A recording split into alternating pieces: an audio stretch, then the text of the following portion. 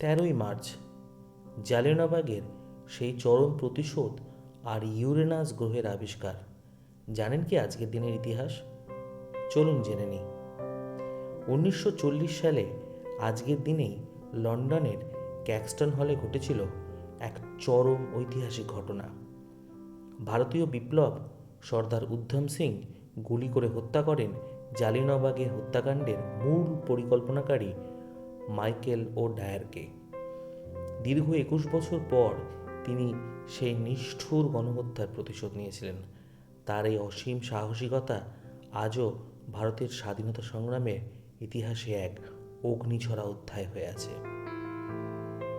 বিশ্ব ইতিহাসে 1781 সালে 13ই মার্চ বিজ্ঞানের জগৎ এক নতুন দিক খুঁজে পেয়েছিল। জ্যোতির্বিজ্ঞানী উইলিয়াম হার্শেল আজকের দিনেই সৌরজগতের প্রথম গ্রহ ইউরেনাস আবিষ্কার করেন। টেলিস্কোপের মাধ্যমে আবিষ্কৃত প্রথম গ্রহ ছিল এটি। ইতিহাসের এমনই সব রোমহর্ষক ও গুরুত্বপূর্ণ তথ্য প্রতিদিন পেতে এখনই আমাদের চ্যানেলটিকে সাবস্ক্রাইব করুন।